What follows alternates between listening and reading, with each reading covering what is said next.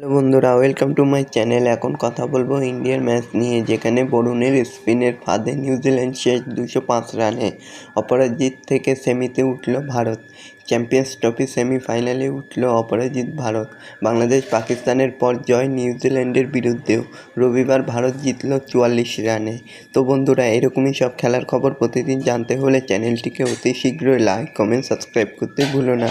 আর বন্ধুদের মধ্যে প্রচুর পরিমাণে শেয়ার করে দাও, যাতে আমার 4000 ঘন্টা ওয়াচ টাইম খুব শীঘ্রই পূর্ণ হয়ে যায়। তো বন্ধুরা, বরুণের স্পিনের ফাঁদে নিউজিল্যান্ড আটকে গেছে। 5 উইকেট নিলেন বরুণ চক্রবর্তী। চ্যাম্পিয়ন্স ট্রফি সেমিফাইনালে অপরাজিত রয়েছে ভারত। ভারত প্রথমে ব্যাট করে 249 রান করে। নিউজিল্যান্ড শেষ হয়ে গেল মাত্র 205 রানে। তবে এর কৃতিত্ব দিতেই হয় বরুণ চক্রবর্তীকে। 5 উইকেট নিয়েছে একাই। রবিবার ভারত জিতল মাত্র 44 রানে, যা সহজেই নিউজিল্যান্ড করতে পারল না। নিউজিল্যান্ড শেষ হয়ে গেল মাত্র 205 রানে।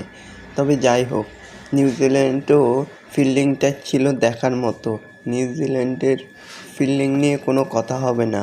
তবে যাই হোক, চ্যাম্পিয়ন্স ট্রফি সেমিফাইনালে উঠে গেছে ভারত। এখন দেখা যাক পরবর্তী ম্যাচগুলো কী করে।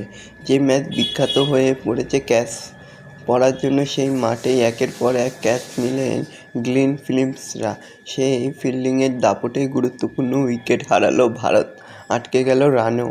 ভারত ফিল্ডিং করার সময় যদি ফিল্ডিংয়ে সেই দাপট দেখা যায়নি, দেখা গেল বরুণদের স্পিনের ফাঁদ। সেই ঘূর্ণিতে একের পর এক ভুল করতে বাধ্য হয়েছে নিউজিল্যান্ডের ব্যাটাররা। ব্যতিক্রম কেন উইলিয়ামসন, যে 81 রান করেছে। তবে যাই হোক, ভারতের গুরুত্বপূর্ণ ব্যাট বিরাট কোহলিকে আটকে দিয়েছেন গ্লেন ফিলিপসরা। সেই ফিল্ডিংয়ের দাপটেই গুরুত্বপূর্ণ উইকেট হারিয়েছে ভারত। তবে নিউজিল্যান্ডের বিরুদ্ধে 80 রানের জায়গায় বরুণকে দলে নেয় ভারত। দুবাইয়ের পিচে স্পিনাররা সাহায্য পাচ্ছেন, সেটা মাথায় রেখে রবিবার 4 জন স্পিনারকে নিয়ে খেলে ভারত। সেই সিদ্ধান্ত ভুল ছিল না, তা প্রমাণ হয়ে গেল ম্যাচ শেষে। বরুণ একাই 5 উইকেট নিলেন। 2টি উইকেট নেন কুলদীপ যাদব, 1টি করে উইকেট নেন রবীন্দ্র জাদেজা, অক্ষর প্যাটেল ও হার্দিক পান্ডে। নিউজিল্যান্ডের হয়ে পেসাররা 7টি উইকেট নিয়েছিলেন।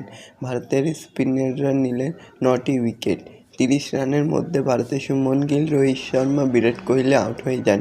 এর মধ্যে শুভমনের মধ্যে বল ফিলিপসের কাছে আসে।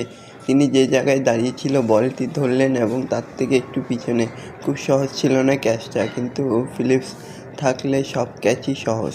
তবে যাই হোক, এরকমই সব খেলার খবর প্রতিনিয়ত জানতে হলে চ্যানেলটিকে অতি শীঘ্রই লাইক, কমেন্ট, সাবস্ক্রাইব করতে ভুলো না। ধন্যবাদ সবাইকে।